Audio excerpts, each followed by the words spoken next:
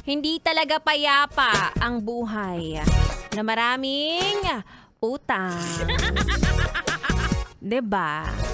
Gusto mo yon yung may inaabangan ka na, ay nako, ilan na lang kaya ang balanse ko kay, kay Maring Turing. Maring Turing?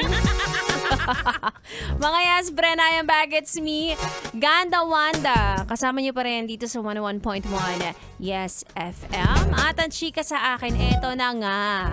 Ang multo mo daw ay hindi tungkol sa pag-ibig, sa pamilya, kundi sa mga taong kinauutangan mo.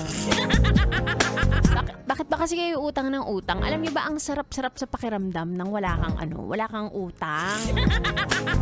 'Di ba? O sige, naiintindihan natin yung mga sitwasyon na kailangan mong umutang dahil kailangan yung mag-survive sa araw-araw. Pero yung mangungutang ka para bumili ng iPhone 17 Pro Max, ay nako.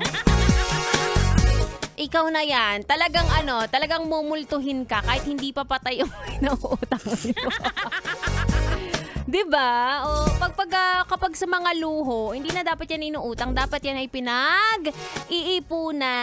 O, mukha pa naman akong financer ngayon dahil sa quote ko.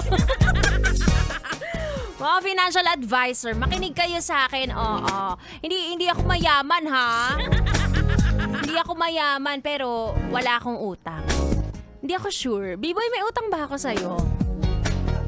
Utang na loob. Ako nakakatakot bayaran.